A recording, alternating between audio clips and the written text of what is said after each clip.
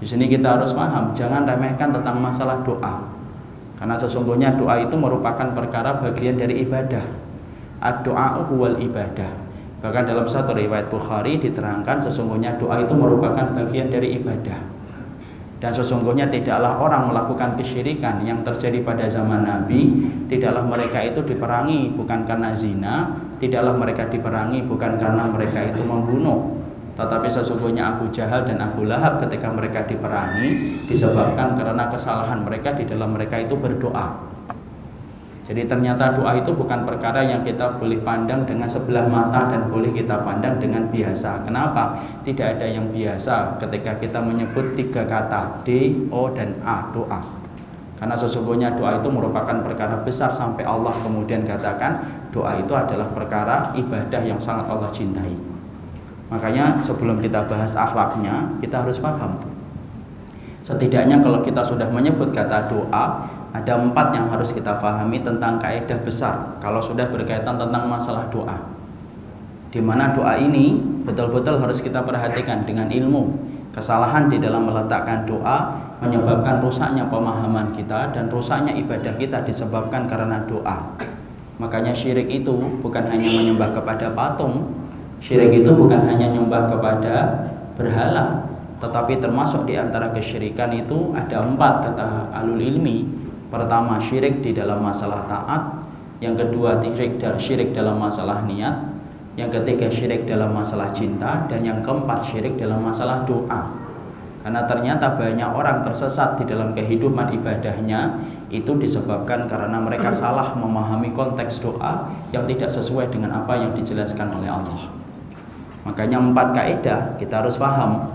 Karena 4 kaidah ini penting untuk kita pahami supaya kita tidak tersesat di antara rimba pemahaman yang salah yang sering bersumber kepada pemahaman yang tidak betul tentang masalah doa. Apa yang pertama? Yang pertama adalah kita harus paham doa itu merupakan bagian dari akidah. Dimana kalau kemudian kita meletakkan dalam bentuk yang salah, di dalam kita meletakkan pada tempat yang salah, maka sesungguhnya akan berakibat salahnya kehidupan kita di dalam ibadah. Rusaknya tauhid itu disebabkan karena doa. Kok bisa Ustaz? Iya. Bukankah kita melihat orang-orang musyrikun? Orang musyrikun bukanlah mereka yang tidak kenal dengan Allah. Orang musyrikun bukanlah mereka yang tidak memahami tentang Allah. Mereka itu kenal dengan Allah. Bahkan nama banyak di antara orang musyrikun yang memakai nama kata Abdullah. Bahkan kalau kita melihat namanya Abu Bakar itu apa? Abdullah bin Utsman. Ada kata Abdullahnya sebelum beliau masuk Islam. Ada orang yang kemudian disebut dengan Abdullah bin Jun'an, orang musyrik yang terkenal dengan kebaikannya, tidak kemudian memusuhi Nabi dan tidak memerangi para sahabat, tetapi dia tetap melakukan ritual kesyirikan, namanya juga Abdullah.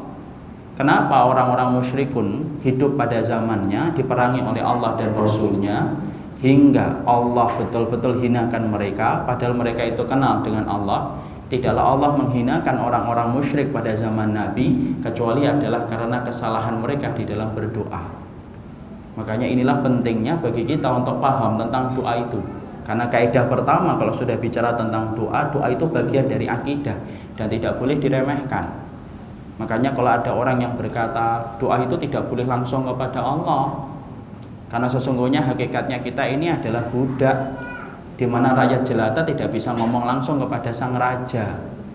Makanya kita ngomong kepada prajurit supaya prajurit menyampaikan kepada ajudan, ajudan nanti menyampaikan kepada Perdana Menteri, baru Perdana Menteri menyampaikan kepada Allah. Ya tidak ada.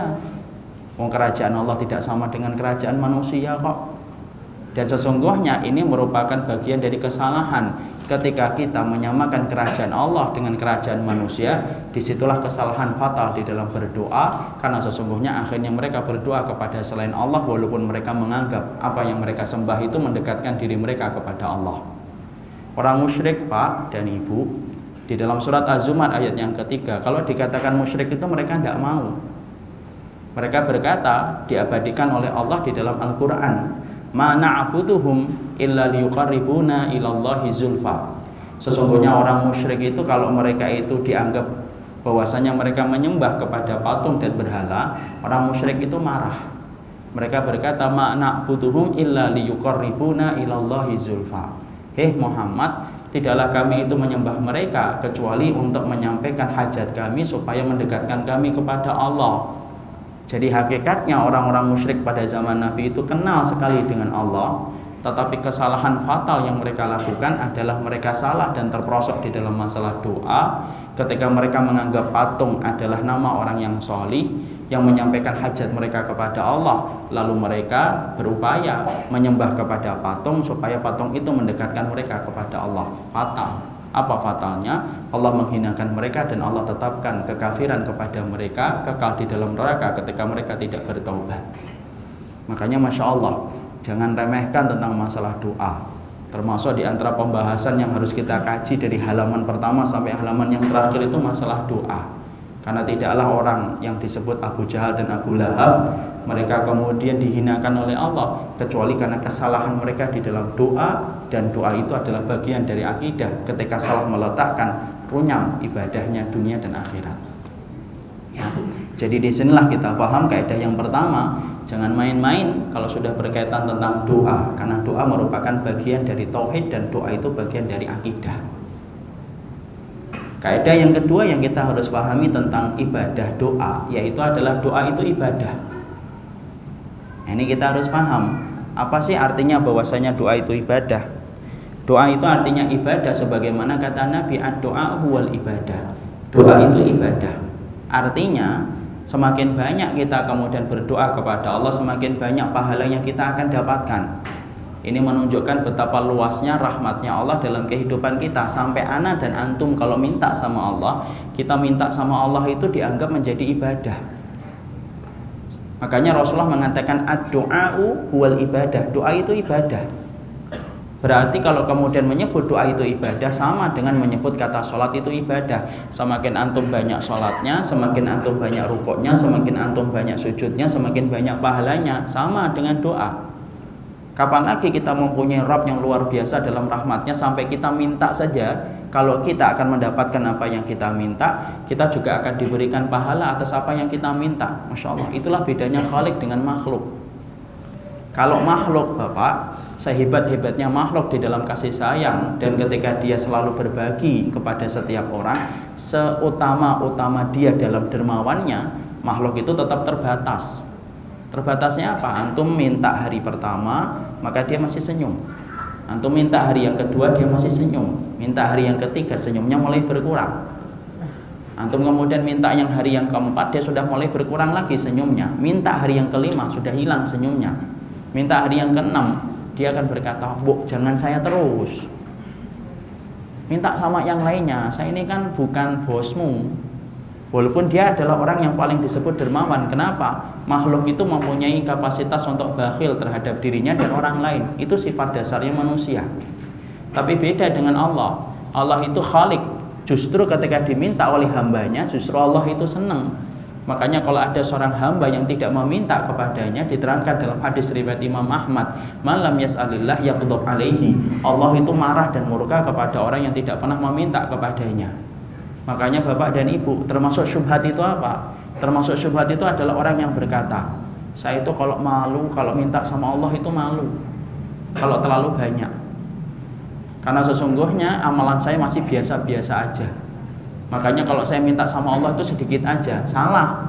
Dan kalau kamu minta kepada Allah itu sedikit saja, terus sisanya kita akan minta kepada siapa? Padahal kita memindahkan permintaan kita kepada selain Allah, konsekuensinya itu besar. Keluarnya kita dari agama Allah ketika berani untuk memindahkan doa kita kepada selain Allah. Makanya ini syubhat. Makanya para salaf itu sampai dikatakan sampai urusan garam saja mereka minta sama Allah. Bolehkah Ustaz? Boleh. Makanya sampai Nabi kemudian berkata, hatta syash'ana lihi ida inqata'a. Bahkan tali sandalmu kalau putus itu mintanya sama Allah. Kenapa? Allah paling senang ketika diminta oleh hambanya. Jadi tidak ada loh orang yang malu-malu dalam doa itu, tidak ada. Kenapa? Tidak ada diterima sifat malu ketika kita berdoa kepada Allah. Ya. Jadi kemudian kenapa sih kamu tidak doa? Malu, masih banyak dosa. Walaupun kemudian masih banyak dosa, minta sama Allah. Sembari kemudian kita memperbaiki apa yang harus kita lakukan ketika masih berkubang dengan dosa dan kemaksiatan. Tapi jangan sungkan untuk minta sama Allah. Kenapa? Allah paling tidak menghargai orang yang sungkan ketika berdoa kepadanya. Ingat, Allah tidak pernah menghargai orang yang sungkan ketika meminta kepadanya. Makanya minta apa saja kepada Allah. Makanya kemudian kalau kita berdoa itu tidak boleh bagi kita untuk sungkan. Antum baca setiap fikih yang menerangkan tentang masalah doa. Tidak boleh seseorang itu sungkan kalau sudah berdoa kepada Allah apa saja itu. Selama tidak mustahil untuk kita minta. Jangan melampaui batas ya. Ketika mau minta, ya Allah saya ingin pergi ke Mekah tapi terbang tanpa naik pesawat. Tidak mungkin, itu melampaui batas. Innahu la yuhibbul mu'tadin. Allah tidak menyukai orang yang melampaui batas. Tapi meminta pada porsinya atas semua kebutuhan dalam hidup kita itu adalah bagian dari apa yang Allah cintai. Tidak boleh sungkan. Makanya kalau kita minta surga itu tidak boleh kemudian kita meminta surga itu setengah-setengah, itu tidak boleh. Ya Allah aku minta ya Allah, tapi aku sungkan, tapi tidak pantas saya di surga, tapi tidak kuat di neraka, itu tidak boleh. Terus di mana? Minta kepada Allah langsung. Kalau kita meminta kepada Allah itu surga. Kenapa? Rasul bersabda dalam hadis riwayat Muslim, idza sa'altumullaha fas'alillahi firdausil a'la. Kalau kamu harus minta kepada Allah, mintalah kepada Allah firdaus yang paling tinggi. Jangan sungkan. Selama permintaan itu bukan permintaan yang sifatnya mustahil. Kalau mustahil itu namanya melampaui batas. Ya Allah, tolong pertemukan saya dengan Nabi sebelum saya meninggal dunia. Tidak bisa. Itu tidak bisa. Tapi permintaan-permintaan yang sifatnya adalah diperbolehkan dan tidak melampaui batas, minta. Karena di situ ketika kita minta, nanti Allah akan memberikan kepada kita pahala walaupun tidak diwujudkan dalam permohonan yang dikabulkan di dunia. Makanya ketika kita ngerti doa itu ibadah, kita harus paham loh, Allah itu mengabulkan doa dengan 3 macam cara. Ini harus kita pahami hadis ini kenapa? Supaya tidak cepat suudzon kepada Allah ketika kita berdoa. Makanya Rasulullah SAW bersabda dalam hadis riwayat Imam Ahmad, "Ma min muslimin yad'ullaha laisa fiha ma'samin wala qati'atu rahimin illa a'tahu iyyahu min ihda salasi khisalin." Rasulullah sampai bersabda, tidaklah seorang muslim dia meminta kepada Allah ketika dia mengetuk pintu langit, menitipkan hajatnya kepada pintu-pintu langit supaya diterima oleh Allah, selama permintaannya tidak ada 2 unsur. 1, maksam dosa. 2, qati'atur rahimin, memutuskan tali silaturahmi. Contohnya apa Ustaz? Contohnya antum berdoa, ya Allah, itu ikhwan yang ngejar-ngejar akhwat bareng itu, moga-moga dia tabrakan supaya saya lamarannya diterima. Itu namanya memutuskan tali silaturahmi. Tidak boleh. Selama kemudian doa yang kita panjatkan kepada Allah tidak ada dosa dan tidak ada niat untuk memutuskan tali silaturahmi, maka sesungguhnya Rasulullah bersabda, Allah kabulkan permohonan antum ketika antum mengetuk pintu langit. Allah kabulkan dengan 3 macam cara. Bagaimana Allah mengabulkan doa ini? Supaya kita tidak suudzon kepada Rabb ketika belum terwujud. 1, yu'ajjal li da'watihi. Yang pertama, Allah akan kabulkan persis kontan dengan apa yang antum minta. Orang minta rumah, Allah segerakan didekatkan kepadanya rumah sesuai dengan kantongnya tanpa tersentuh dengan riba. Ada saja. Ada orang yang kemudian meminta haji, tiba-tiba Allah dekatkan dia untuk melaksanakan haji, ketemu dengan seorang muhsinin. Muhsinin tersebut memberikan kepadanya ongkos untuk melaksanakan perjalanan haji. Allah kabulkan. Dan ingat loh, sesungguhnya doa itu merubah yang mustahil menjadi mustajab, walaupun itu tampaknya mustahil. Tapi kalau memang sudah Allah kabulkan, Allah kabulkan. Dan tidak Allah undur-undur. Kalau memang dirasa di situ ada kebaikan, Allah akan segerakan sesuai dengan apa yang kita minta. Makanya kita sedikit ini kan banyak doanya para sahabat itu yang mustajab luar biasa. Salah satunya di antara yang bisa kita ambil pelajaran doanya Umar bin Khattab. Umar bin Khattab adalah orang yang paling khawatir dan paling takut terkena fitnah. Makanya doanya ada salah satu 2 doa yang dikabulkan oleh Allah sebelum beliau meninggal dunia. 2-duanya dibayar kontan oleh Allah. Apa doanya doanya Umar bin Khattab yang dibayar kontan oleh Allah sebelum meninggal dunia? 1 bulan sebelum meninggal dunia, Umar bin Khattab itu diriwayatkan dalam riwayat Imam Malik itu meminta kepada Allah, Allahumma inni as'aluka syahadatan fi sabilika wa wafatan fi biladi nabiyyika. Ya Allah, sesungguhnya aku meminta kepadamu mati syahid di jalanmu, tetapi aku matinya di kota nabimu, tidak di kota yang lainnya. Saat itu ada seorang sahabat yang bernama Abdurrahman bin Auf. ketika mendengar Umar bin Khattab berdoa dengan semacam itu, tampaknya mustahil bagi seorang Abdurrahman bin Auf. Kenapa? Saat itu kota Madinah dalam kondisi yang kuat sekali. Kenapa? Karena khilafah ketika di bawah kepemimpinan Umar bin Khattab itu kuat-kuatnya, sampai kerajaan Persia itu jatuh tekuk lutut di hadapan khilafah Umar bin Khattab radhiyallahu anhu. Maka Abdurrahman bin Auf itu berkata, wahai Umar Amirul Mukminin, kalau kamu ingin mati syahid ya tidak bisa di sini. Ya kalau kamu mau ya sana pergi ke Syam, sana pergi ke tempat-tempat bergejolaknya peperangan yang dilakukan oleh para tentara-tentaramu. Maka di sana kamu akan mendapatkan mati syahid. Tapi kalau di Madinah kamu mati syahid susah, membayangkan itu akan terwujud. Tapi Umar tidak memperdulikan apa yang disampaikan oleh Abdurrahman bin Auf, tetap berdoa. Dan ternyata Allah kabulkan. Apa yang Allah kabulkan? Bahwasanya Umar bin Khattab selang 1 bulan setelah itu kemudian Umar bin Khattab meninggal dunia dalam keadaan mati syahid, persis dengan yang diucapkan oleh Rasulullah ketika di atas gunung Uhud. Umar itu akan mati syahid, dan mati syahidnya bukan di Yaman, bukan di Syam, bukan di tempat-tempat yang jauh dari Mesir dan Palestina, tetapi Umar bin Khattab meninggal di masjidnya Nabi, di kotanya Nabi, yaitu adalah Masjid Nabawi, ketika ditusuk oleh Abu Lu'lu' al-Majusi, orang Syiah yang kemudian terwujud dari orang-orang Persia. Tuh, dibayar kontan tuh. Mustahil asalnya, menurut Abdurrahman bin Auf aja mustahil. Tapi apalah daya, kita berhadapan dengan Rabb yang mampu merubah apapun. Yang mustahil pun akan menjadi mustajab ketika kita sudah mendapatkan Rabb yang sempurna, ketika Allah menetapkan kebaikan dalam perkara itu. Yang kedua, doanya Umar yang dikabulkan oleh Allah sebelum meninggal dunia itu apa sih? Yaitu adalah doanya Umar bin Khattab itu ketika beliau menjadi orang yang paling khawatir terhadap fitnah. Saking beliau itu khawatirnya terhadap fitnah, tidak ada sahabat yang paling khawatir terhadap fitnah kecuali 2. Satu Hudzaifah ibnul Yaman, yang kedua Umar bin Khattab radhiyallahu anhu. Apa itu fitnah? Fitnah itu adalah kesyirikan, kekufuran, tumpahnya darah kaum muslimin dan pecahnya hati kaum beriman. Itu termasuk di antara fitnah. Makanya sampai Umar itu sering tanya kepada para sahabat itu tentang fitnah. Sahabat yang paling sering tanya tentang fitnah itu adalah sahabat Umar. Kalau sahabat yang paling banyak nanya tentang fitnah kepada Nabi itu Hudzaifah ibnu Yaman. Makanya pernah Umar bin Khattab ketika beliau menjadi khalifah, sampai beliau itu bertanya, ayyukum yahfad qaula Rasulullah sallallahu alaihi wasallam fil fitnah. Siapa itu di antara kalian yang hafal hadis Nabi yang menceritakan tentang fitnah?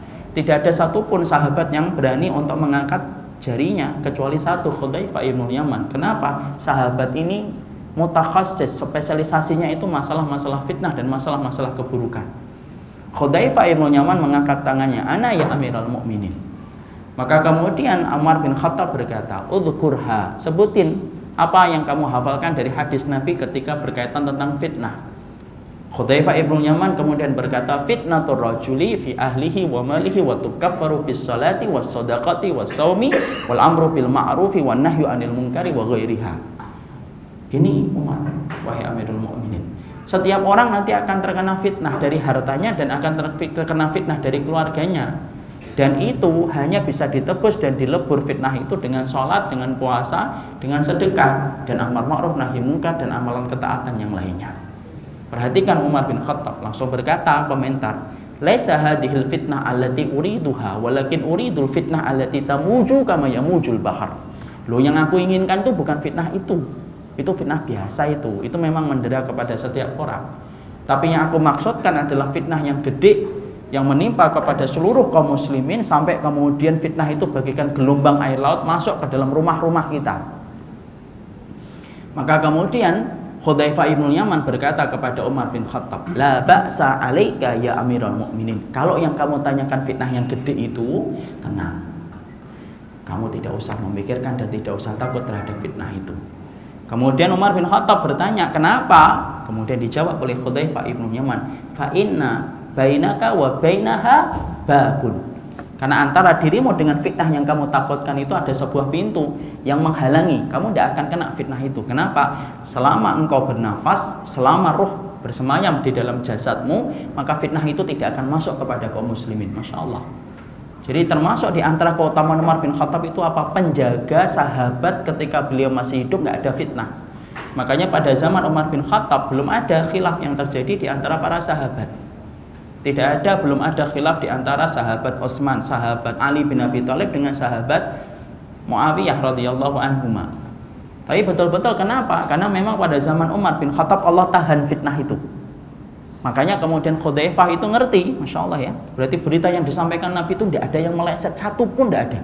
Semua berita Nabi tentang nubuwah tidak ada yang meleset, satu pun tidak ada yang meleset, satu pun tidak ada yang meleset tentang semua berita nubuwah yang disampaikan Nabi. Ya, sampai Hudzaifah itu tahu, kamu wahai Umar tenang, kamu tidak akan dapat itu fitnah itu. Kenapa? Ada pintunya. Lihat bagaimana cerdasnya Umar bin Khattab kemudian bertanya kepada Hudzaifah ibn Yaman, amdalikal bab yuftaham yuksa. Masya Allah ya. Seorang Umar bin Khattab tidak hanya tertegun mendengarkan jawaban bahwasanya antara dirinya dengan fitnah itu ada pintu, tapi kemudian Umar bin Khattab lalu nanya, saking cerdasnya seorang Umar bin Khattab, apakah pintu itu nanti dirusak ataukah pintu itu nanti terbuka sendiri? Masya Allah. Lalu kemudian Hudzaifah ibn Yaman berkata, yuksar, pintu itu nanti akan terusak wahai Umar. Ini menunjukkan bahwasanya ternyata Umar bin Khattab bukan meninggal dalam keadaan sakit, tapi meninggalnya apa? Dibunuh, kan dirusak, pintu itu dirusak, dibunuh. Ya. Maka kemudian saat itu Umar bin Khattab ketakutan apabila kemudian terkena fitnah. Kenapa? Beliau merasa bahwasanya beliau itu merasa tidak kuat kalau fitnah itu datang. Masya Allah ya. Itulah sahabat. Setinggi apapun iman mereka, sebesar apapun iman mereka, ketakutan mereka kepada dosa dan keburukan itu lebih besar daripada apa yang mereka ingat dari kebaikan pahala yang mereka torehkan dalam lembaran hidup. Masya Allah. Makanya hari ini kalau kita tidak takut sama fitnah itu berarti yang kebalik. Kenapa? Hari ini tuh fitnahnya aja luar biasa. Umar bin Khattab pada zamannya 1400 tahun yang lalu aja sudah khawatir terhadap fitnah, sudah khawatir banget sama fitnah. Makanya setelah beliau mendengar itu, lalu kemudian beliau menambahkan doa. Apa doa yang diminta oleh Umar bin Khattab? Allahumma inni as'aluka fi'lal khairati wa tarqal munkarati wa hubbal masakin wa idza aradta adarta fin nasi fitnatan faqbutni ilaika ghaira maftunin. Maka Umar bin Khattab kemudian berdoa, ya Allah, sesungguhnya aku meminta kepadamu perbuatan yang baik.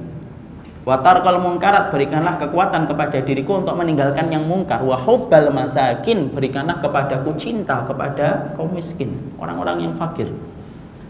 Wa idza aradta, apabila engkau ya Allah ingin menetapkan fitnah yang kau timpakan kepada kehidupan manusia, kalau memang itu bagian dari irodahmu, karena ada kata wa idza aradta, itu irodah, keinginannya Allah.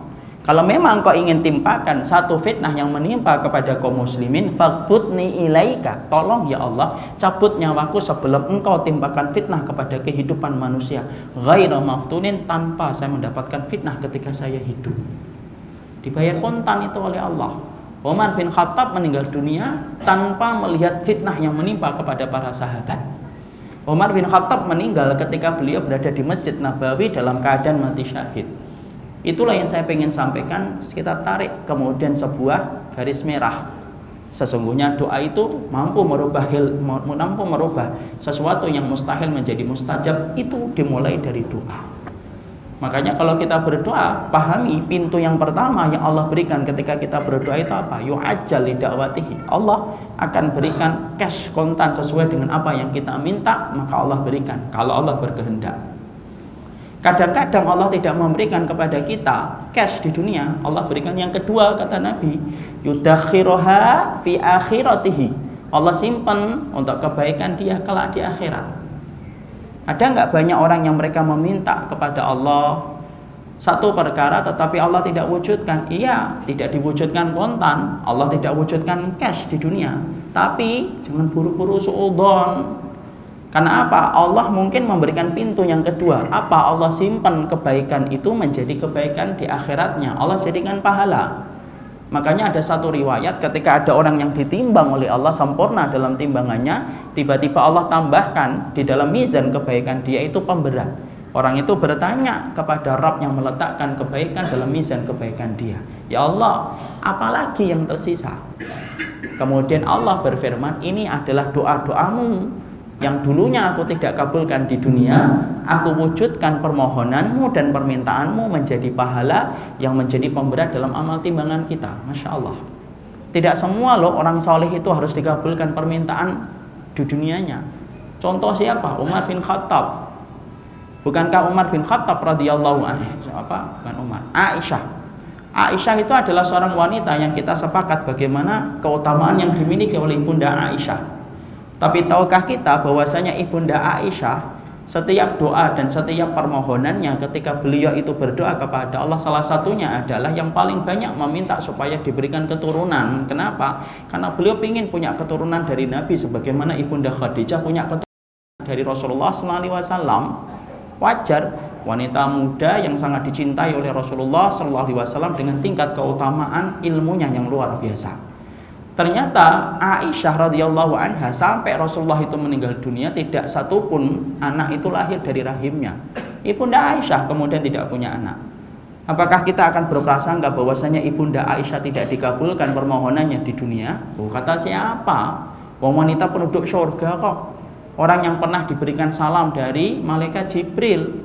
Apa yang kita pahami ketika Ibunda Aisyah tidak kunjung mendapatkan keturunan hingga Rasulullah itu meninggal di atas kemampuannya? Kita husnudon. Yang kedua, Allah tidak memberikan di dunia, tetapi Allah memberikan kelak di akhirat menjadi pahala kebaikan. Kemudian yang ketiga, apa yang ketiga? Yang ketiga adalah Allah kemudian kalau tidak memberikan pahala untuk kebaikan akhirat, yang ketiga yaitu adalah bagaimana orang yang berdoa imma ayyasrifa anhu su'u mislaha, dihindarkan dari musibah yang lebih besar. Dia berdoa minta rumah, Allah tidak kasihkan rumah sampai dia menutup mata ketika dicabut ruh dari jasadnya masih ngontrak, padahal setiap harinya dalam sujudnya dia minta rumah independen, rumah yang sendiri tanpa dia bayar kontrakan. Tapi apalah daya, dia ternyata tidak mendapatkan rumah sampai dia meninggal dunia. Padahal dia meminta kepada Allah setiap waktunya. Bukan tidak dikabulkan, bukan Allah tidak simpan. Orang ini takdirnya adalah terbakar di dalam rumahnya. Tapi karena dia meminta kepada Allah supaya diberikan rumah, Allah hindarkan musibah kebakaran di dalam rumah yang menyebabkan dia terbakar ketika dia berdoa. Itu kemungkinannya. Ada orang yang minta mobil pada Allah sampai dia meninggal dunia tidak punya mobil. Saya ingin punya mobil ya Allah supaya kalau kajian kemana-mana tidak harus mendapati sinar mentari membakar kulitku. Dulunya putih sampai hitam gara-gara ikut kajian. Misal. Jadi kemudian ternyata sampai beliau meninggal dunia pun beliau tidak mendapatkan mobil. Bukan Allah tidak mengabulkan, bukan Allah kemudian tidak menyimpannya. Ada kemungkinan yang ketiga, orang ini takdirnya tertabrak di dalam kecelakaan mobil, tapi karena dia meminta kepada Allah supaya diberikan mobil untuk menunjang ketaatannya ketika menggali dan menimba ilmu, Allah alihkan kecelakaan mobil ketika dia meminta mobil kepada Rabb yang dia sembah. Loh, para sahabat itu Masya Allah setelah mendengar itu kaget mereka. Ya Allah, ternyata doa semacam ini. Kemudian apa yang mereka katakan? Mereka kemudian berkata, nuksir ya Rasulullah, kalau kami tahu bahwasanya setiap doa itu Masya Allah sebanyak ini utamanya ya Rasulullah dan tidak ada yang sia-sia, kami akan perbanyak setiap waktunya bagaimana kami itu berdoa kepada Allah setiap saatnya. Dijawab oleh Rasulullah dengan perkataan yang singkat, padat, mengena. Nabi berkata, Allahu Aksar, Allah lebih banyak dari apa yang kalian minta. Jadi Masya Allah, makanya sampai diterangkan dalam satu riwayat Nabi pernah berdoa dari habis asar sampai kemudian maghrib. Kita ngikutin Nabi dalam masalah doa itu masih kan ya Masya Allah, kadang-kadang aja masih gak kuat kita dalam masalah doa tok. Pernah gak Bapak berdoa sampai 1 jam? Kita berdoa 10 menit itu sudah bingung apa lagi kan. Padahal Nabi itu seakan-akan semua hajat kita tuh sudah penuh di kantong-kantong kita, sudah tidak ada lagi yang kita minta. Masya Allah, padahal Nabi itu minta sama Allah itu dari habis asar sampai maghrib itu tangannya tidak turun dari bahunya. Dalam satu riwayat Imam Ahmad, untuk menunjukkan betapa besarnya kebutuhan Nabi ketika Nabi menunjukkan kepada Rabb yang dia cintai bahwasanya dia itu hamba yang butuh hanya kepada Allah. Insya Allah kita nyontoh Nabi dalam masalah doa saja, dalam masalah minta saja. Loh, kita ini masih jauh dari Rasulullah padahal cuma minta. Makanya Masya Allah, ketika kita mengetahui kaidah yang kedua, berdoa itu ibadah. Berdoa itu apa saja? Apa saja yang kita temukan, minta sama Allah untuk menjadi kebaikan akhirat. Kalaupun Allah tidak memberikan kepada ana dan antum di dunia, senyum. Mungkin Allah akan menjadikan pemberat amal timbangan kita kelak ketika kita berdoa dengan ikhlas. Kalau berdoa itu kan insya Allah lebih mudah untuk ikhlasnya kan? Namanya berdoa kok. Kalau berdoa masih tidak ikhlas tuh, ya Allah, apalagi yang tersisa di hatinya. Berdoa kok masih tidak ikhlas itu loh. Tinggal minta kok masih tidak ikhlas. Kita kan berdoa itu insya Allah ikhlas. Kenapa berdoa kita? Ya Allah, coba kalau saya punya kamera kayak gitu, saya akan rekam setiap kajian. Ternyata nggak dapat. Sudah tidak apa-apa. Dijadikan kameranya jadi pahala, sebagaimana pahala sholat. Jangan pernah meremehkan ikhwan, sebuah kebaikan apapun kalau kemudian kita ngerti itu adalah ada satu ibadahnya. Kenapa? Kita tidak pernah ngerti loh dari pintu mana kita akan dibukakan pintu surga untuk kita ketika kita kemudian beribadah kepada Allah. Bisa jadi ada loh di antara kita yang dimasukkan oleh Allah di dalam surga disebabkan karena banyak minta dia kepada Allah ketika di dunia. Bisa jadi kan Allah kan kemudian mencintai doa dan Allah mendapati ini fulan ini minta terus minta terus nih sama aku ketika dulu di dunia. Bisa jadi dengan itu Allah kemudian berikan pahala yang banyak dan Allah berikan kepadanya surga. Jangan suka meremehkan satu amalan. Kalau sudah amalan itu terbangun atas dalil yang sahih. Mari belajar dari kisahnya Abu Dawud. Abu Dawud, ya mungkin saya pernah sampaikan. Abu Dawud itu dikisahkan oleh Imam Ibnu Hajar dalam kitabnya Fathul Bari. Bagaimana seorang Abu Dawud itu mendapatkan karomah yang luar biasa hanya gara-gara masalah yang mungkin tampaknya kecil buat kita. Abu Dawud membawa 1 dirham, ya sekitar 500 ribuan sekarang. Kemudian dia kantongin, kemudian dia akan berjalan untuk mendapatkan ilmu. Dalam perjalanan ketika dia naik, maka dia naik ke sungai Dajlah. Kemudian bayar, kemudian menaiki perahu tersebut. Ketika kemudian sedang asyik di atas perahu itu untuk menuju tempat ilmu yang akan dituju oleh Abu Dawud. Tahu kan Abu Dawud? Abu Dawud yang rawahu Abu Dawud itu. Maka kemudian perahunya itu tiba-tiba kemudian di tengah-tengah itu ada orang yang bersin di pinggir sungai. Orang yang bersin itu berkata di dalam untayan dzikirnya setelah dia bersin, alhamdulillah. Lah kemudian Abu Dawud itu di dalam perahu itu mendengar sahabat itu berdoa.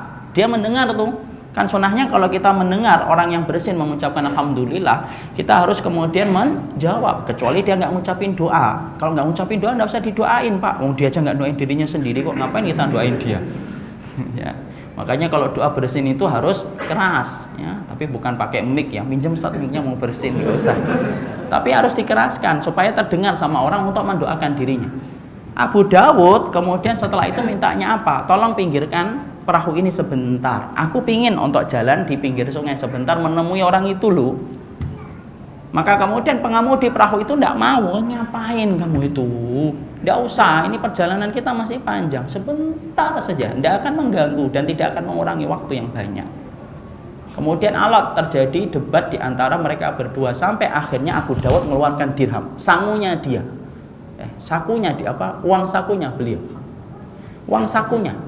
Kemudian dikatakan kepada pengemudi perahu itu, nih 1 dirham aku kasihkan ke kamu, kemudian tolong pinggirkan perahu ini sebentar saja, sebentar. 1 dirham, Pak. Masya Allah, dipinggirkan itu kemudian perahunya, dipinggirkan perahunya. Lalu kemudian Abu Dawud lompat dari perahunya, ngampirin tadi laki-laki yang bersin. Diampirin, diberikan senyum dan dikatakan, yarhamukallah. Laki-laki tadi senyum. Kemudian menjawab apa? Yahdikumullah wa yuslihu balakum. Sudah, naik lagi ke perahu, Pak. Pengemudi perahunya itu ngeliatin saja. Kemudian dia berkata, kamu turun, kamu bayar perahuku ini 1 dirham hanya untuk kemudian menjawab dia ketika bersin. Iya. Kenapa? Tuh jawabannya apa? La'allahu ayyakuna min mujabid da'wah. Saya berharap semoga doa dialah yang dikabulkan oleh Allah kepada diriku. Masya Allah, ringan ikhwan. Mungkin kalau kita yang terbiasa ini mungkin akan memandang dua belah mata yang tertutup. Ringan banget ngacapin yarhadikumullah.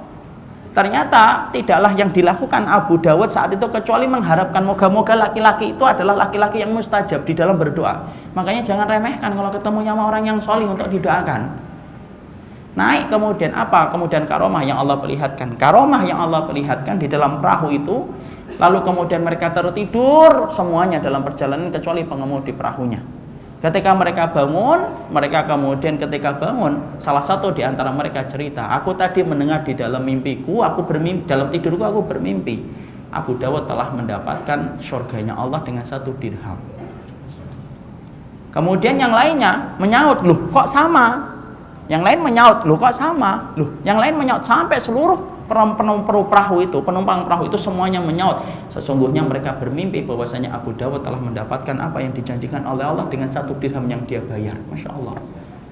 Apa sih pelajaran yang ingin saya sampaikan? Bukan 1 dirhamnya. Tapi pelajaran yang saya sampaikan, tolong jangan remehkan sunnah walaupun kemudian cuma menjawab doa. Doa ikhwan. Kalau kemudian menjawab yahdikumullah, itu kemudian ternyata seorang Abu Dawud mendapatkan karomah yang dicatat oleh Imam Ibnu Hajar ikhwan. Imam Ibnu Hajar dalam kitabnya Fathul Bari. Apalagi ketika kita memperbanyak doa setiap melihat kebaikan. Antum melihat ada orang yang hafal Quran, Masya Allah kalau saya hafal Quran saya pingin kayak dia. Antum melihat ada orang yang punya rumah besar dijadikan talim, antum berdoa, ya Allah kalau saya punya rumah segede ini maka saya akan jadikan talim tiap hari 24 jam. Misal itu enggak usah dikomentari ya. Misal saja. Maka sebanyak apapun kita minta kepada Allah, maka sebanyak itu kita akan mendapatkan pahala. Coba, Masya Allah. Kapan lagi kita itu kemudian mendapatkan Rabb yang begitu rahmannya dan begitu rahimnya dalam kehidupan kita. Sampai doanya ana dan doanya antum itu Masya Allah dikabulkan oleh Allah dan menjadi pahala. Maka jangan remehkan doa. Makanya yang kedua yang tidak pelajari apa? Doa itu adalah ibadah. Sebanyak apapun kita berdoa, maka sebanyak itu kita akan mendapatkan pahala. Bisa jadi ada di antara kita yang akan Allah berikan ridho. Kenapa? Karena hamba itu betul-betul membutuhkan dirinya kepada Allah, berdoa setiap waktunya sampai semua hajatnya itu diminta sama Allah. Makanya saya lupa, ada seorang tabi'in itu sering berkata mengulang-ulang, tidaklah aku kehilangan, tidaklah aku kekurangan garam, kecuali yang aku minta dalam sehari itu hanyalah Allah. Ketika aku minta supaya garam itu diberikan kembali oleh Allah. Saya lupa nama seorang tabi'in tersebut. Jadi Masya Allah, sampai urusan garam minta sama Allah. Kalaupun Allah tidak berikan garam kepada kita, berarti Allah akan memberikan pahala kelak ketika kita bersabar atas apa yang kita minta kepada Allah. Tidak layak suudzon kepada Rabb ketika kita berdoa. Kenapa saya sampaikan kayak gini? Loh, ada orang yang bisa murtad gara-gara suudzon sama doanya. Ada orang yang keluar Islam tuh gara-gara kemudian yang semacam ini. Ini kisah nyata. Mana dalilnya Ustaz? Enggak dalil, ini kisah nyata. Bapak saya yang cerita. Dia masih hidup. Bapak saya cerita punya seorang teman, seorang dai. Yang mana kemudian beliau dai dengan satu kota kecil. Kemudian beliau itu mendapatkan ujian Isya. Kelihatannya baru sebentar. Berarti selesai ya kajian kita ya. Isya ya. Ya sudah, kita Isya dulu, insyaallah kita salat, kita lanjutkan sebentar habis Isya. Berarti kita belum apa-apa ya, belum membahas ihdinas siratal mustaqim. Barakallahu fikum. Assalamualaikum warahmatullahi wabarakatuh. Bismillah. Assalamualaikum warahmatullahi wabarakatuh.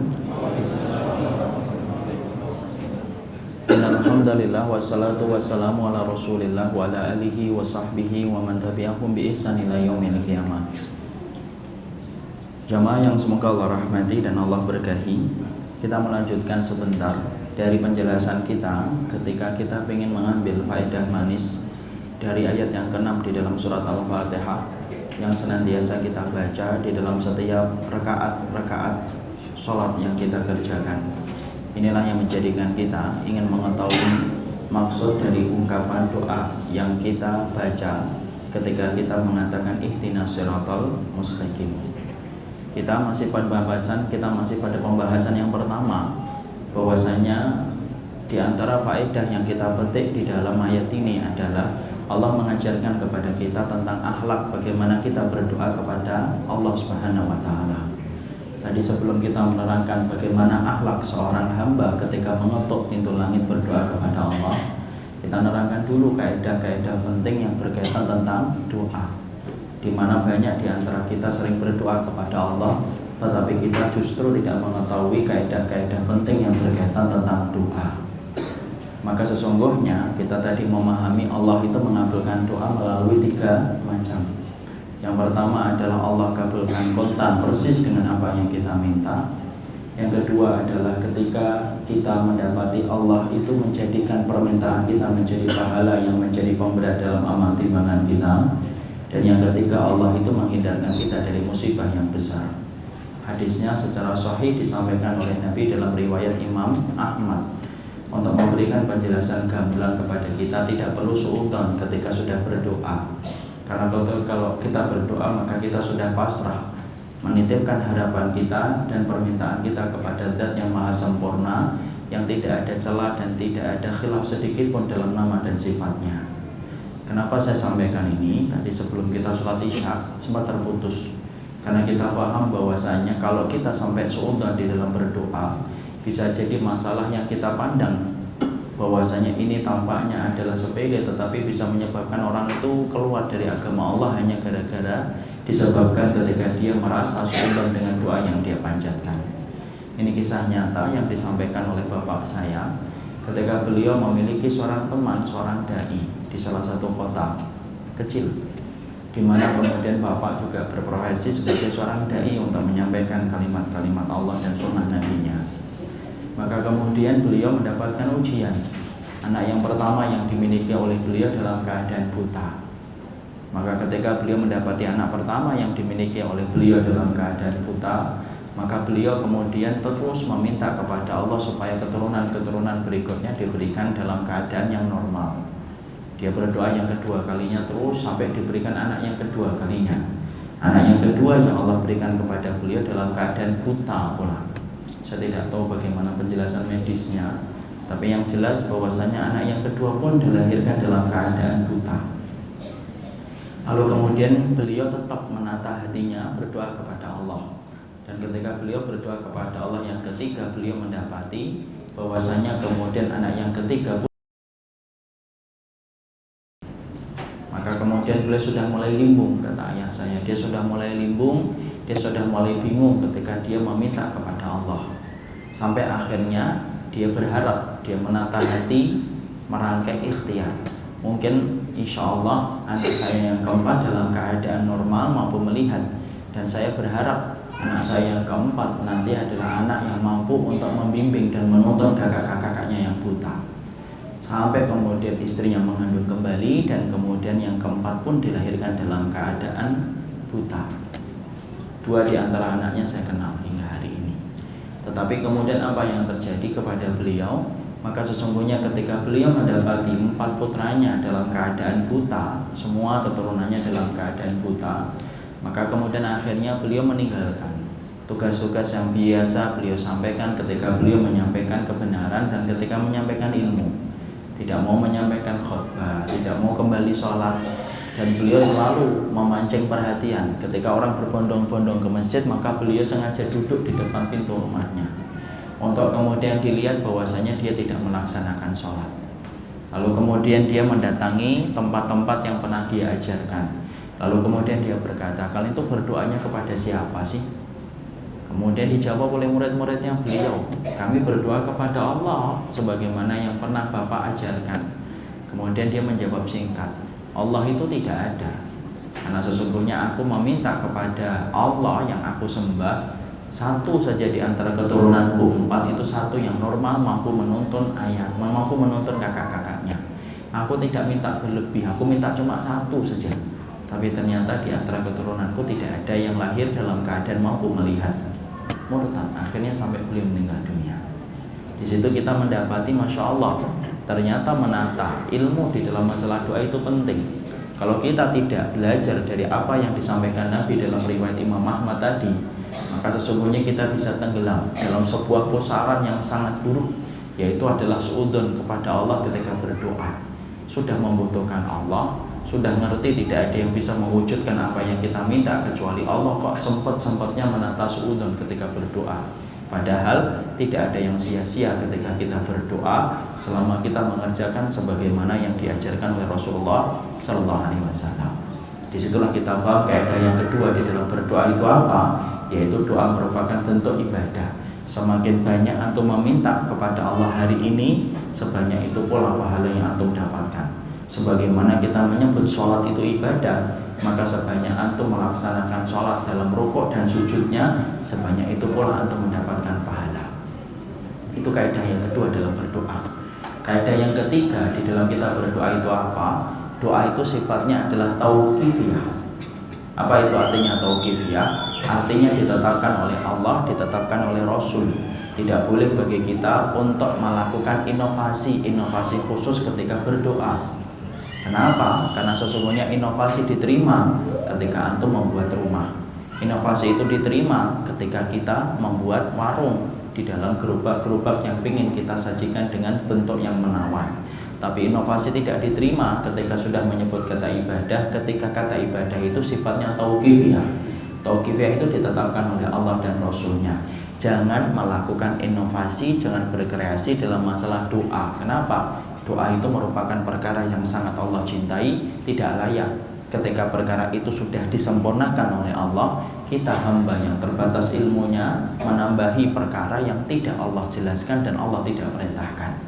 Makanya kalau kita berdoa apa adanya, sebagaimana yang diajarkan oleh Rasulullah Sallallahu Alaihi Wasallam, karena merubah apa yang kita minta di dalam doa, maka bisa merubah konteks doa, di mana doa itu sifatnya adalah tauqifiyah. Inilah 3 perkara yang harus kita pahami, ya. Karena banyak loh yang perkara yang ketiga ini banyak orang yang meleset, tidak memahami doa itu adalah tauqifiyah.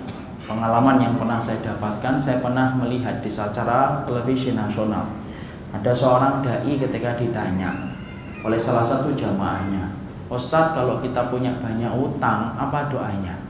Sang Ustadz kemudian menjawab, ya, saya tidak membenci beliau, semoga anak dan beliau disatukan di dalam kebaikan sunnah.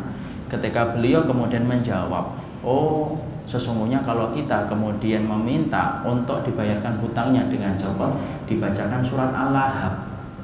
Maka kemudian bacakan surat Al-Lahab, kemudian tiup itu kemudian tangan kita, kemudian datangi rumahnya, rusak kusen pintunya, kusen jendelanya."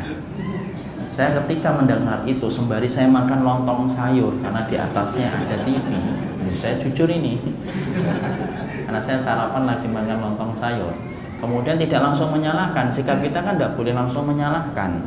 Maka kemudian saya sengaja untuk tidak langsung menyalahkan. Malamnya saya rujuk, saya buka laptop, saya buka kitab. Saya ingin untuk melihat bagaimana tafsirnya surat Al-Lahab. Dan ternyata tidak ada satupun tafsir yang saya baca sampai kemudian tafsir apapun kecuali menerangkan surat Al-Lahab itu menerangkan tentang 2 orang yang menjadi penduduk neraka. Satu adalah Abu Lahab, yang kedua istrinya. Jangan sebut Ummu Lahab ya, istrinya adalah Ummu Jamil, yang kemudian ditetapkan kemudian menjadi penghuni neraka. Tidak ada sedikit pun keterangan di situ bahwasanya kalau kita ingin dibayarkan utang, maka kemudian membaca kayak gitu, ya tidak ada. Karena sesungguhnya itu tidak ada. Tapi ternyata saya memahami, Masya Allah ya, kalau akhirnya didengarkan sampai 200 juta, maka setiap orang yang dia punya piutang musab-musab Anda bisa bayangkan mandurat yang terjadi kayak apa. Disitulah kita hati-hati. Sesungguhnya doa itu tauqifiyah, ditetapkan oleh Allah. Ana dan antum sama, tidak boleh berkreasi dalam satu ibadah yang disebut dengan tauqifiyah. Makanya Masya Allah, diterima itu jangan kemudian kita melampaui batas. Ada yang berdoa, ini cara berdoa, sampai kemudian cara berdoanya nanti muter 4 arah mata angin. Berdoa ngadep Ka'bah, kemudian ke kanan, kemudian ke belakang, kemudian ke kiri, kemudian kembali lagi ke arah Ka'bah. Kenapa? Untuk menjaring semua rezeki dari 4 arah mata angin. Itu namanya otak-atik mantuk, dipas-pasin pas. Itu sama dengan doa ketika seseorang itu hamil. Orang itu kalau hamil berdoa pada acara 7 bulanan, baca itu surat Maryam ataupun baca surat Yusuf, supaya kalau kemudian lahir perempuan cantik dan solehah layaknya Maryam, kalau kemudian lahir laki-laki ganteng dan soleh sebagaimana Yusuf. Doa itu tapi dikreasi. Masya Allah, masuk akal atau tidak? Masuk akal banget. Tapi akhirnya orang kalau kemudian lupa ketika dia sedang membaca Quran, membaca Al-Baqarah, itu musibah akhirnya. Kenapa? Nanti jadi sapi. Apalagi kalau kemudian Al-Ankabut, waduh, tahu-tahu jadi Spiderman. Itu masih mending. Kalau Al-Fil sama An-Naml kan lebih parah lagi. Jadi kemudian di situ ternyata banyak penyimpangan dalam masalah doa yang kita tidak pahami ketika kita harusnya memahami doa itu tauqifiyah. Lah kalau kita ingin mendapati anak solih, ya sudahlah bacakan Rabbana hablana min azwajina wa dzurriyyatina qurrata a'yun. Sudah, itu. Tidak usah kita kreasi, Kita baca ini, kita baca itu. Kenapa? Karena sesungguhnya surat Maryam dan surat Yusuf adalah surat yang kita baca untuk mengambil ibrah dari seorang wanita solehah yang bernama Maryam, untuk mengambil ibrah dari seorang orang yang soleh yang bernama Yusuf alaihi salam. Bukan dibaca ketika kita hamil untuk berdoa sebagaimana Yusuf dan Maryam. Tapi itulah kemudian ketika umat belum paham, itulah yang menjadikan kita harus memahami doa itu merupakan bentuk dari perkara tauqifiyah. Kalau sudah menyebut kata tauqifiyah, kembalikan hak prerogatif di dalam ibadah itu dimiliki Allah, dimiliki Rasul, bukan anak, bukan fulan, bukan fulanah, tetapi hanya Allah. Hak prerogatif ketika menentukan di dalam masalah doa. Sudah kita pahami tentang ini, mari kita kembali. Bagaimana kalau kemudian kita berdoa, Ustaz? Makanya di dalam kita berdoa, maka ada beberapa hal yang harus kita perhatikan. Ketika kita mengambil ayat yang ke-6 di dalam surat Al-Fatihah ini, maka fahami kalau berdoa itu ada akhlak yang harus kita lakukan. Pertama, jangan meminta kepada Allah kecuali kita memuji kepada Allah. Makanya di dalam salah satu ayatnya Allah berfirman, walillahil asmaul husna fad'uhu biha. Allah itu punya nama-nama yang indah, maka berdoalah kamu dengan nama-nama Allah yang indah. Ini menjadi sebuah akhlak kita, saya dan Bapak. Kalau berdoa itu akhlaknya apa? Sebutkan nama-nama Allah, indahkan dulu pujian kita kepada Allah yang layak mendapatkan pujian dalam kehidupan kita selaku hamba yang lemah.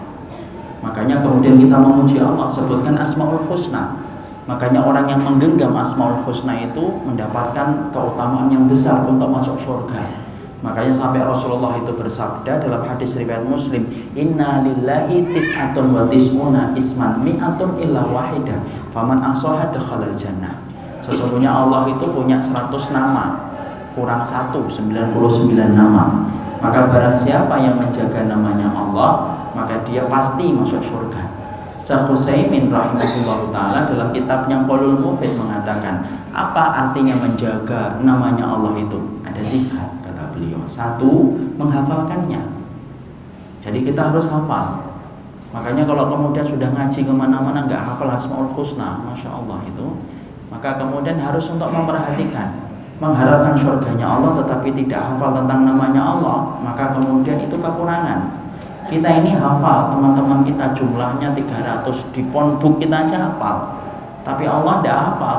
Padahal kemudian perintahnya apa? Kalau kamu ingin mendapatkan surga dengan Asmaul Husna, maka kamu hafalkan nama-nama Allah itu 99. Pertanyaan saya, apakah nama Allah itu hanya 99? Enggak. Tetapi nama Allah itu tidak terbatas. Ketika Allah menyebutkan ketika Rasulullah menyebutkan di dalam hadis ini hanya 99, itu artinya adalah pengkabaran, bukan pembatasan. Sebagaimana kalau saya berkata, di kantong saya ada uang 1 juta.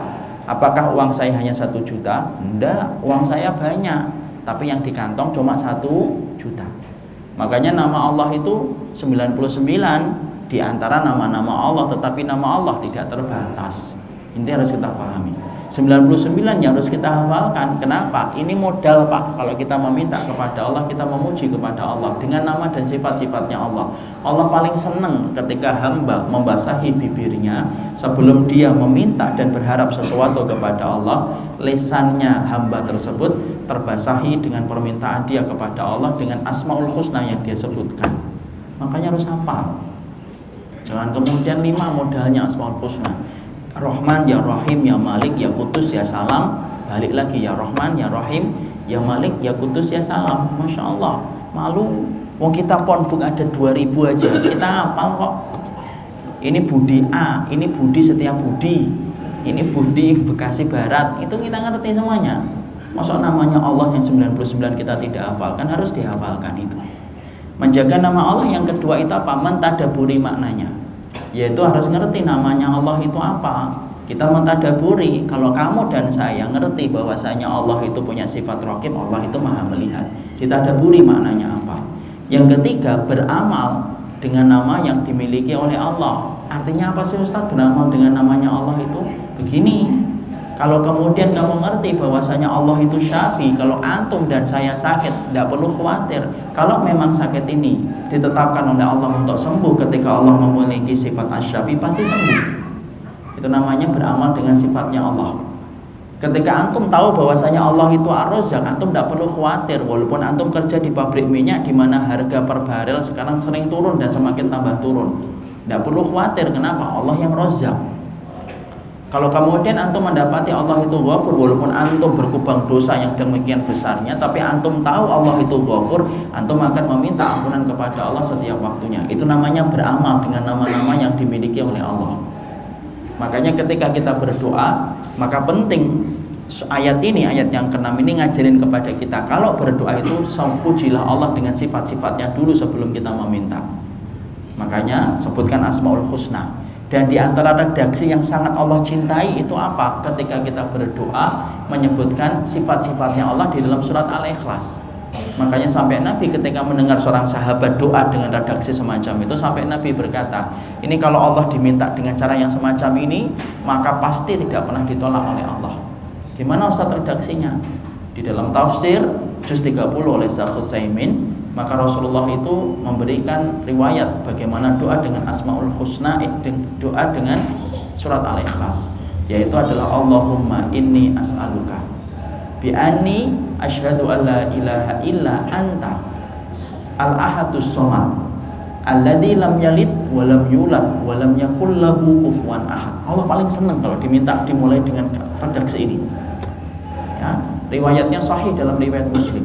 Makanya Rasulullah ketika masuk masjid mendapati seorang sahabat berdoa dengan yang semacam itu, maka Rasulullah langsung berkata, idza du'iya bihi fa'ajaba. Allah itu kalau diminta dengan hal yang semacam gini doanya, fa'ajaba, pasti dikabulkan oleh Allah. Makanya kalau kita nyebutin lengkapnya bagaimana, yaitu adalah dengan Asmaul Husna, ya Rahman, ya Rahim, ya Malik, ya Qudus, ya Salam, ya Muhaimin, ya Aziz, ya Jabbar, ya Mutakabbir. Kemudian semuanya kita sebutkan, tambah lagi Allahumma inni as'aluka bi anni asyhadu an la ilaha illa anta al-ahadus somad lam yalid wa lam yulad wa lam yakul lahu kufuwan ahad. Jangan antum anggap remeh loh surat Al-Ikhlas. Surat Al-Ikhlas itu besar di hadapan Allah. Bahkan surat ini bisa menyebabkan seorang sahabat saja dicintai oleh Allah, hanya karena sahabat itu selalu membaca surat Al-Ikhlas dalam setiap sholat. Jadi sahabat ini adalah membaca surat Al-Ikhlas, habis Al-Fatihah membaca Al-Ikhlas, kemudian disambung dengan surat yang lainnya, atau surat yang lainnya ditutup dengan surat Al-Ikhlas. Para sahabat tidak suka dengan apa yang dia lakukan, maka mereka bertanya sama Nabi, dan Nabi berkata, saluhu, tanya sama dia kenapa dia itu selalu membaca surat Al-Ikhlas. Maka kemudian sahabat itu menjawab, li'annaha sifatur rahman wa ana uhib an aqra'aha. Karena di dalam surat Al-Ikhlas itu di dalamnya ada sifat-sifatnya Allah yang agung, dan aku senang banget untuk membaca surat Al-Ikhlas itu. Ketika berita ini sampai ke telinga Nabi, lalu turun kepadanya wahyu yang menyampaikan, akhbiruhu bi annallaha yuhibbuhu. Katakan sama sahabat itu bahwasanya Allah baru saja jatuh cinta kepadanya karena dia cinta terhadap surat Al-Ikhlas. Insyaallah. Insyaallah ini kalau sunnah ini tidak usah saya sampaikan, pasti akan diamalkan. Karena apa? Karena antum tidak punya surat yang lainnya kecuali surat Al-Ikhlas ketika kemudian dalam sholat. Tapi Masya Allah, jangan anggap remeh surat Al-Ikhlas itu. Karena apa? Karena memang keutamanya besar. Makanya kembali ke doa. Maka kita berdoa membaca surat Al-Ikhlas, ya, kemudian membaca Asmaul Husna. Kalau doanya dengan surat Al-Ikhlas, Allahumma inni as'aluka bi anni asyhadu an la ilaha illa anta al-ahadus somad alladzi lam yalid wa lam yulad wa lam yakul lahu kufuwan ahad. Setelah itu, apa yang kemudian kita lakukan? Setelah kita memuji kepada Allah sebagaimana kita memuji kepada Allah pada ayat yang pertama, 2, 3, 4 dalam surat Al-Fatihah, baru ayat yang ke-6 kita berdoa. Setelah itu salawat, Allahumma sholli ala Muhammadin wa ala ali Muhammad. Lalu setelah itu apa? Meminta ampunan kepada Allah sebelum meminta. Kenapa? Takhalla qabla an tatahalla. Kalau kita akan pakai baju yang baru, mandi dulu. Kalau kita akan meminta, yang menghalangi doa kita tidak membuka pintu langit adalah dosa. Makanya kemudian apa? Minta ampunan dulu kepada Allah sebelum lisan ini berucap dalam untayan haram. Jadi kemudian kita mengatakan apa? Yaitu astagfirullah, Rabbana dhalamna anfusana wa illam taghfir lana wa tarhamna lanakunanna minal khasirin. Setelah itu kemudian baru kita meminta apa yang kita butuhkan.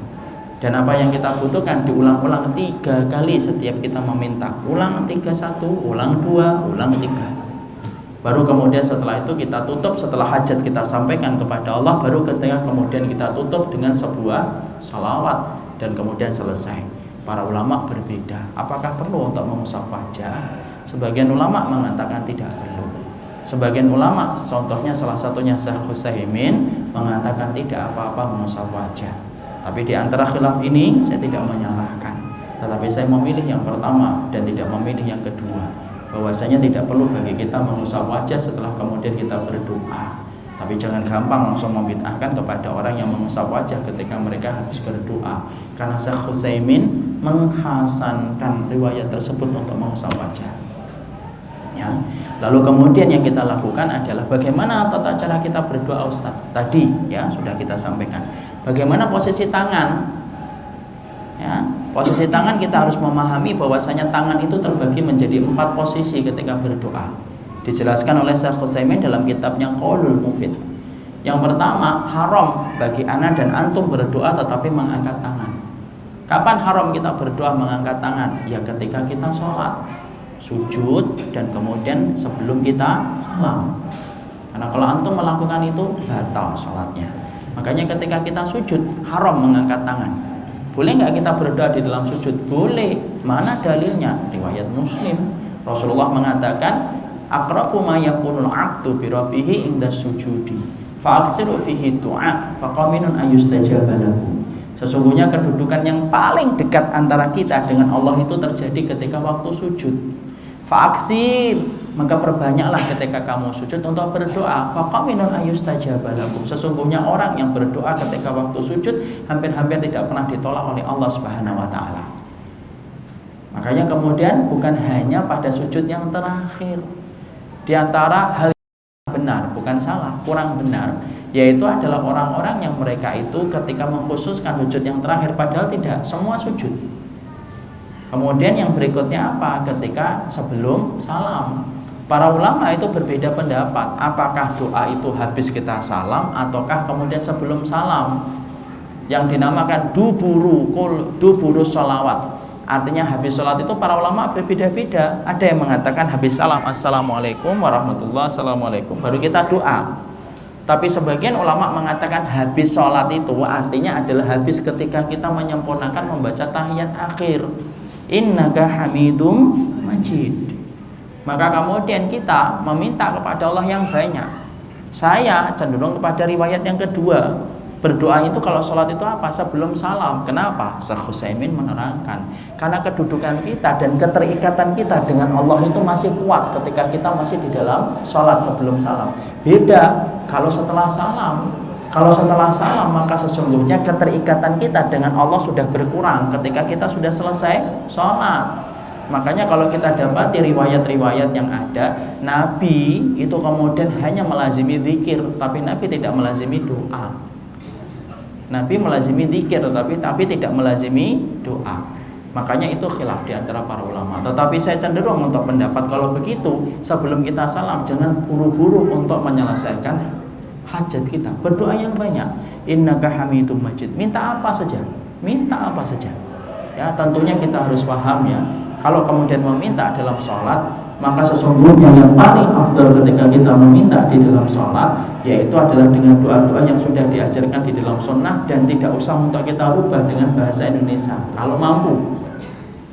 Dan justru ketika kita melazimi dengan doa-doa yang sudah ada dalam riwayat-riwayat yang sunnah, maka sesungguhnya lebih gampang. Kenapa? Rata-rata sunnah itu ketika memberikan doa itu singkat, padat, dan tidak terlalu panjang. Coba Pak, antum minta apa saja sih? Rata-rata kemudian itu singkat. Coba, kita berlindung dari hutang nih. Misalkan kita masih punya utang. Ini kalau kemudian kita bahasa Indonesia panjang. Ya Allah, aku berlindung kepadamu dari lilitan hutang, di mana itu membuatku resah pada tiap malam. Itu panjang. Itu kalau kemudian antum kemudian membacanya, Allahumma inni a'udzubika min ghalabatid dain, selesai. Ya Allah, aku berlindung diri dari kemudian ghalabatud dain, dari hutang yang bertumpuk-tumpuk. Tuh. Minta anak yang solih, Rabbi habli minas solihin, selesai. Coba kalau pakai bahasa Indonesia malah panjang akhirnya. Ya Allah, aku minta anak yang bermanfaat bagi nusa dan bangsa, berbakti kepada orang tua. Jadi panjang.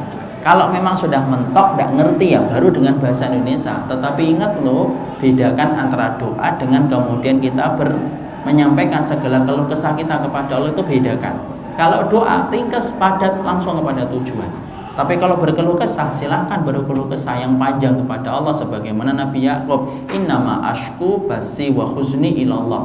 Aku ini menyampaikan keluh kesahku hanya kepada Allah. Jangan menyampaikan keluh kesah di status. Ya, karena apa? Kita punya Allah untuk menyampaikan semua keluh kesah kita sebagaimana Nabi Yakub. Jangan jadikan hati kita kayak akuarium gitu loh. Setiap orang bisa melihatin perasaan yang sedang berkecamuk dalam hati kita. Hatimu itu aurat. Oh, ini lagi marah sama suaminya. Jadi ternyata tidak usah kayak gitu. Karena apa? Karena sesungguhnya kita punya hajat kepada Allah. Jadi kemudian pertama, tidak boleh mengangkat tangan. Yang kedua yaitu adalah mengangkat tangan. Dan mengangkat tangan itu seberapa? Mengangkat tangan adalah sebahu. Dan kemudian dalam posisi telapak tangannya itu kemudian menghadap ke tubuh kita, dan kemudian luarnya itu menghadap ke langit. Dan kemudian dalam riwayat Ibnu Abbas radhiyallahu anhu, maka itu disejajarkan dengan bahu, disejajarkan dengan bahu. Jadi kalau kita berdoa bukan dalam posisi di atas pusar, bukan di atas dada, bukan di atas kepala, tapi kemudian kita berdoa di atas sejajar dengan bahu kita. Begini. Tangan nutup atau kemudian rapat? Tangan nutup atau rapat? Nutup atau rapat? Yang jawab rapat angkat tangan. 1, 2, 3, 4. Yang nutup membuka tangan. Dua-duanya tidak ada dalilnya. Jadi kalau gitu, inilah Masya Allah musibah ya, sudah sering ikut ngaji aja berani aja ngomongin kalau nggak punya dalil. Jadi boleh kita membuka, boleh kita nutup. Kenapa? Tidak ada keterangan untuk menerangkan tentang itu. Jadi kemudian kalau tidak ada keterangan dalil secara khusus, maka boleh kita dalam keadaan umum, boleh membuka, boleh kemudian menutup. Begini atau kemudian begini. Lalu kemudian kita ini dalam kondisi semacam ini. Kemudian yang ketiga yaitu dalam kondisi kita mengangkat tangan tinggi-tinggi, namanya ibtihal. Ibtihal itu apa? Li syiddatid darurah. Ketika dalam keadaan darurah yang sangat luar biasa butuh. Bagaimana? Yaitu angkat tangan tinggi-tinggi. Contohnya ketika kita sudah dikepung oleh musuh-musuhnya Allah, di pintu-pintu kampung kita sudah dimasuki musuh-musuhnya Allah. Lalu kemudian kita dalam keadaan pasrah sama Allah, angkat tangan tinggi-tinggi. Ini namanya ibtihal. Maka kemudian dilakukan salah satunya ketika istisqa, minta air hujan. Kemudian yang keempat, bagaimana? Yang keempat yaitu adalah begini. Kapan? Ketika seorang khatib menyampaikan khutbah. Maka kemudian doanya bukan begini, tetapi yang sunnah adalah begini. Ketika sang khatib menyampaikan di dalam khutbah, ketika berdoa di penghujung khutbah yang kedua. Itulah 4 yang disampaikan oleh Syekh Utsaimin. Disitulah kita paham. Sebagian ulama ada yang menerangkan kalau doanya adalah doa yang sering terulang-ulang, maka tidak perlu mengangkat tangan. Contohnya apa? Contohnya doa ketika masuk keluar masjid, itu tidak perlu mengangkat tangan. Allahumma ftah li abwaaba rahmatika. Masuk masjid. Kemudian mau keluar dulu, ayo sebentar. Allahumma inni as'aluka. Tidak usah. Sebagian ulama mengatakan doa-doa yang sifatnya ibadah, yang sifatnya berulang-ulang, maka sesungguhnya tidak perlu untuk mengangkat tangan. Ya, maka contohnya semacam itu. Atau cuma mau makan, Bismillah, tidak usah gitu. Atau kemudian habis bersin, hajing, Alhamdulillah, tidak usah gitu. Kemudian yang jawab, Yarhamukallah. Tidak usah gitu. Itu doa ibadah yang berulang-ulang. Sama seorang suami mencampuri istrinya, sebentar. Bismillahirrahmanirrahim. Itu tidak usah. Kenapa? Doa itu berulang-ulang, doa itu ibadah. Kecuali doa masalah. Doa masalah itu apa? Dari kata sa'ala yas'alu, yang artinya masalah, permintaan. Nah, baru kita ngangkat tangan. Kalau doanya itu adalah permintaan. Contohnya apa? Tadi kita minta anak yang sholih, kita meminta kepada Allah supaya diberikan keluarga yang barokah, maka itu mengangkat tangan ketika kita sifatnya meminta. Tapi kalau doa yang sifatnya ibadah, sebagian ulama mengatakan tidak perlu mengangkat tangan. Ya, jadi itulah konteks di dalam kita memahami tentang masalah doa. Waktu-waktu yang mustajab itu kapan? Yaitu adalah di waktu-waktu yang Allah cintai. 10 hari yang terakhir di bulan Ramadan, 10 hari yang pertama di bulan Dzulhijjah, ketika sujud 1 jam sebelum tenggelamnya matahari, ataupun kemudian sepertiga malam yang terakhir, Ketika kita habis melakukan amal soleh, bertawasul dengan amal soleh kita. Ketika kita sedang wukuf di Arafah, maka itu adalah tempat-tempat dan waktu-waktu yang mustajab untuk kita berdoa kepada Allah. Dan tentunya berdoa itu ketika di waktu yang mustajab akan beda dengan berdoa ketika sebelum waktu yang mustajab. Kalau habis sholat Ustaz, boleh nggak kita lazimkan untuk berdoa? Maka kemudian ini para ulama beda. Tapi kemudian saya untuk memilih bahwasanya kalau habis sholat hanya merutinkan zikir. Maka kemudian kalau pengen berdoa nanti saja pas sholat sunnah.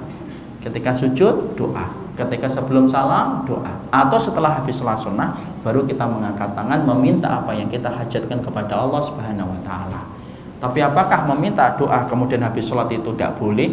Boleh. Sebagian ulama memperbolehkan dan tidak menjadi masalah. Barakallahu fikum. Itu yang pertama. Jadi kemudian kita memahami kaidah yang pertama, ihdinas siratal mustaqim, yaitu adalah ayat ini kata Imam Ibnu Katsir adalah mengajarkan kepada kita akhlak diriku, akhlak dirimu ketika meminta kepada Allah. Perhatikanlah ketika kamu berdoa kepada Allah. Kalau kita berdoa Pak, 1, jangan suudzon kepada Allah. 2, jangan melampaui batas ketika kita meminta. 3, jangan meminta terburu-buru, itu juga tidak boleh. Ya. Da'utu li 'abdi ma lam yu'ajjil, kata Allah dalam diskusinya, aku mengabulkan hambaku selama dia tidak memburu-buru. Karena itu termasuk di antara perkara yang tidak diperkenankan ketika kita berdoa. Kemudian ketika kita berdoa, maka harus disertai dengan tindakan-tindakan nyata dari amal-amal soleh yang kita kerjakan.